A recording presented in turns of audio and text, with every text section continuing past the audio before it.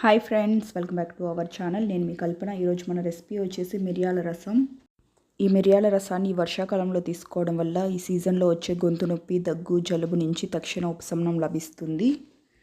ఈ మిరియాల రసం వచ్చేసి జీర్ణశక్తికి తోడ్పడతాయి. అలాగే అజీర్తి, అలాగే మలబద్ధకంతో బాధపడే వాళ్ళు తీసుకోవడం వల్ల తక్షణ ఉపశమనం లభిస్తుంది.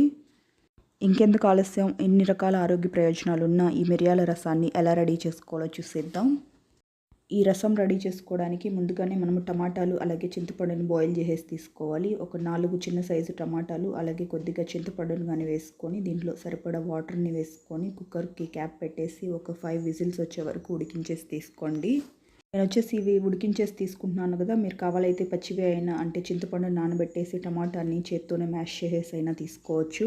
ఒక 5 విజిల్స్ వచ్చేసాక స్టవ్ ఆఫ్ చేసుకొని దీన్ని కాసేపు ఇట్లాగే ప్రెషర్ పోయే వరకు వదిలేసేయండి. చూసారు కదా, ప్రెషర్ పోయాక ఓపెన్ చేసి చూసుకున్నట్లయితే మన టమాటాలు చాలా చక్కగా కుక్ అయ్యాయి. ఇవి చల్లారడానికి కాస్త టైం పడుతుంది. ఈ లోపల రసం పౌడర్ని ఎలా రెడీ చేసుకోవాలో చూసేద్దాం. దీనికోసం స్టవ్ పైన ఒక కడాయి పెట్టి, కడాయి వేడెక్కిన తర్వాత ఒక 3 ఎండుమిర్చిని కానీ వేసుకొని దీన్ని కాస్త డ్రై రోస్ట్ చేసేసి ఒక ప్లేట్లోకి వేసేసుకోండి.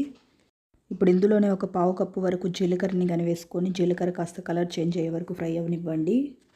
మనం జీలకర్రని ఎంత క్వాంటిటీ అయితే తీసుకున్నామో అదే క్వాంటిటీలో మిరియాలను కానీ వేసుకొని ఈ రెండింటిని ఇంకాస్త ఫ్రై అయ్యే వరకు ఫ్రై చేసేసి తీసుకోండి. మనం వచ్చేసి మిరియాల రసం అనుకున్నాం కాబట్టి మిరియాలు అలాగే జీలకర్ర సేమ్ క్వాంటిటీలో తీసుకున్నాము. మీకు ఒకవేళ మిరియాల ఘాటు అంతగా నచ్చకపోతే కొంచెం తగ్గించేసైనా వేసుకోవచ్చు. ఇవి బాగా ఫ్రై అయిపోయాయి. ఇలా ఫ్రై చేసుకున్న వీటిని స్టవ్ ఆఫ్ చేసుకొని ప్లేట్లోకి తీసేసుకొని కాసేపు చల్లారనివ్వండి. చల్లారే లోపల స్టవ్ ఆన్ చేసుకొని స్టవ్ పైన ఒక కడాయి పెట్టుకొని దీంట్లో ఒక 1/2 కప్పు వరకు కందిపప్పుని వేసుకొని కందిపప్పు కానీ కాస్త కలర్ చేంజ్ అయ్యే వరకు ఫ్రై అవ్వనివ్వండి.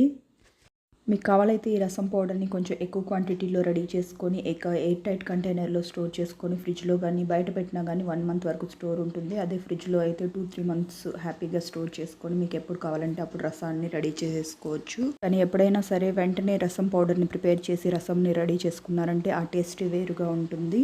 కాబట్టి వీలైనంత వరకు ఫ్రెష్గా రసం పౌడర్ని రెడీ చేసుకొని అప్పటికప్పుడు రసాన్ని రెడీ చేసుకోవడానికి ట్రై చేయండి.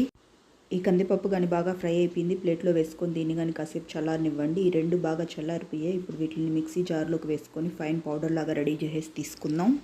మీరు కావాలైతే దీంతో పాటు కొన్ని వెల్లుల్లి రెబ్బల్ని కానీ పొట్టుతో పాటు వేసుకొని గ్రైండ్ చేసేసి తీసుకోవచ్చు. నేనైతే ఇక్కడ యాడ్ చేసుకోవట్లేదు. మన రసం పౌడర్ అనేది ఇట్లా ఉంటే కరెక్ట్గా సరిపోతుంది.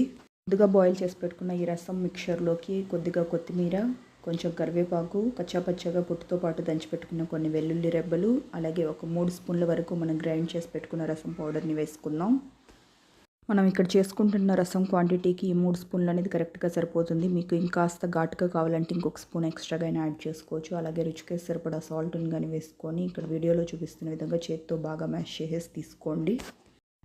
మీరు కావాలైతే ఉడికించుకున్న టమాటాని, చింతపండుని మిక్సీ పట్టేసైనా తీసుకోవచ్చు. కానీ చేత్తో మ్యాష్ చేసేసి తీసుకోవడం వల్ల మన రసం మంచి టేస్టీగా వస్తాయి. దీంట్లో సరిపడా వాటర్ని కానీ యాడ్ చేసేసుకొని స్టవ్ పైన ఒక కడాయి పెట్టుకొని కడాయి వేడెక్కనివ్వండి. ఇందులో ఒక 2 స్పూన్లు ఆయిల్ని వేసుకొని ఆయిల్ కాస్త వేడెక్కిన తర్వాత ఒక స్పూన్ ఆవాలు, మినపప్పు, 1/2 స్పూన్ జీలకర్ర, ఒక 4 ఎండుమిర్చి, అలాగే ఒక 1/2 స్పూన్ పసుపును కానీ వేసుకొని ఇవన్నీ కాస్త ఫ్రై అవ్వనివ్వండి. ఇవన్నీ బాగా ఫ్రై అయిపోయాయి. దీంట్లో ముందుగా మిక్స్ చేసి పెట్టుకున్న టమాటా మిక్చర్ని కానీ యాడ్ చేసుకొని ఒక బాయిల్ వచ్చే వరకు బాయిల్ చేసి తీసుకున్నారంటే మన మిరియాల రసం రెడీ అయిపోతుంది.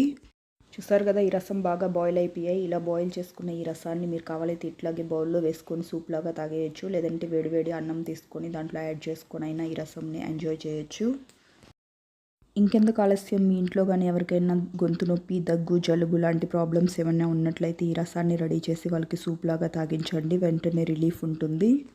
ఇలాంటి మరెన్నో సింపుల్ అండ్ ఈజీ రెసిపీస్ కోసం వెంటనే మన ఛానల్ని సబ్స్క్రైబ్ చేసుకొని పక్కనే ఉన్న బెల్ బటన్ని ప్రెస్ చేసి ఆల్ అనే ఆప్షన్ని సెలెక్ట్ చేసుకోండి. ఇలా చేయడం వల్ల ఇకపై నేను పెట్టే వీడియో నోటిఫికేషన్స్ అన్నీ మీ హోమ్ పేజ్లోకి వస్తాయి. మీకు కనుక నా రెసిపీ నచ్చినట్లయితే ఒక లైక్ చేసి మీ ఫ్రెండ్స్కి, రిలేటివ్స్కి షేర్ చేయండి. Thank you for watching friends. Okay, bye.